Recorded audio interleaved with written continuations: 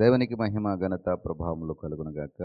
మరొక ఉదయకాల సమయంలో దేవుని యొక్క నామాన్ని బట్టి ఆయన యొక్క రాయబరిగా నిలబడుచు మేల్కొలుపు ప్రార్థన ద్వారా మీ ముందుకు వస్తూ ఉన్నాం.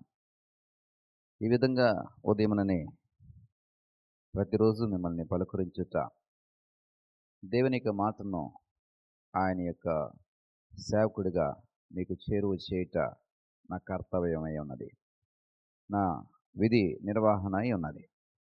కాబట్టి మరి నేను తప్పక నా బాధ్యతను ఎరిగిన వాడునే ఉదయకాలముననే దేవుని యొక్క మాటను తీసుకుని మీ ముందుకు వస్తూ ఉన్నాను. ఒక పాలవాడు చూడండి, ఉదయముననే తన విధిని నిర్వర్తిస్తూ పాల ప్యాకెట్లను ఆయా గృహాలకు చేరుస్తూ ఉంటాడు. అతడి ఇది అతని యొక్క డ్యూటీ, అతడు తప్పక చేయాలి, ఉదయముననే చేయాలి. ఇలా చేయడం ద్వారా ఆ పాలు ఆ గృహానికి చేరుకుంటాయి. ఆ పాలు ఆ గృహములో మరి అవసరాలకి వాడబడి ఉదయం నుండి ఆ పాలు తాగుట ద్వారా పిల్లలకు, పెద్దలకు, వృద్ధులకు అందరికీ కూడా ఆ పాలు ప్రయోజనకరంగా మారి బలము, శక్తి వారు పొందుకుంటూ ఉంటారు.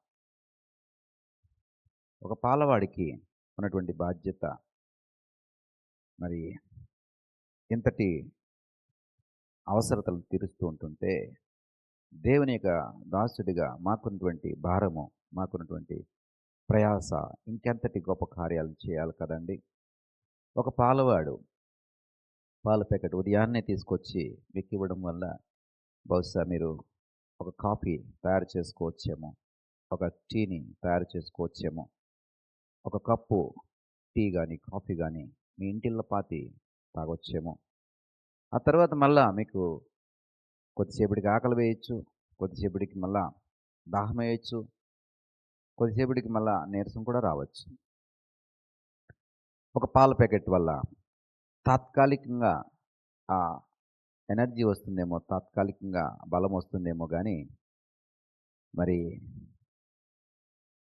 దేవుని యొక్క దాసుడి యొక్క మాట, దేవుని యొక్క దాసుడు అందించే మాట మరి తాత్కాలికమైనటువంటి మాట కాదు. ఒక గంట కోసమో అరగంట కోసమో మిమ్మల్ని బలపరచడం కోసం చెప్పేటటువంటి మాట కాదు.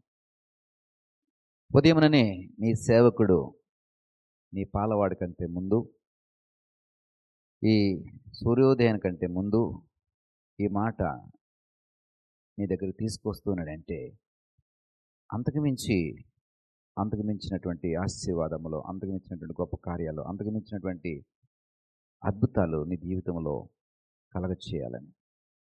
దేవునికి మాటకున్న శక్తి, దేవునికి మాటకున్నటువంటి ప్రభావం అంతా ఇంత కాదు. ఆయన మాట సెలవిస్తే చాలు ఆకాశము, భూమి, సూర్య, చంద్ర, నక్షత్రంలో ఏర్పరచబడ్డాయి.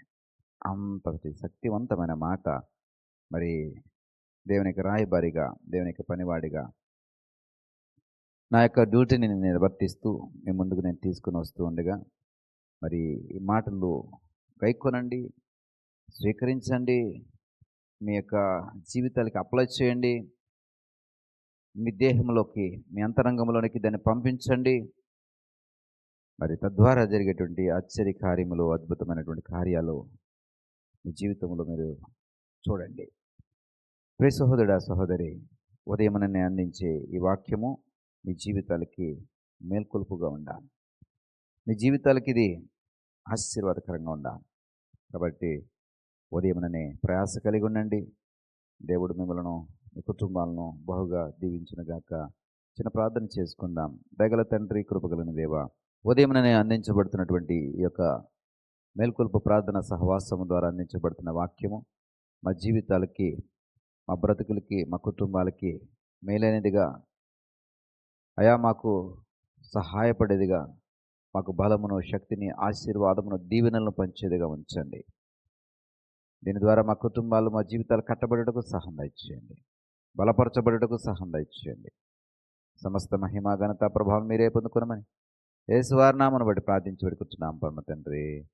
ఆమేన్.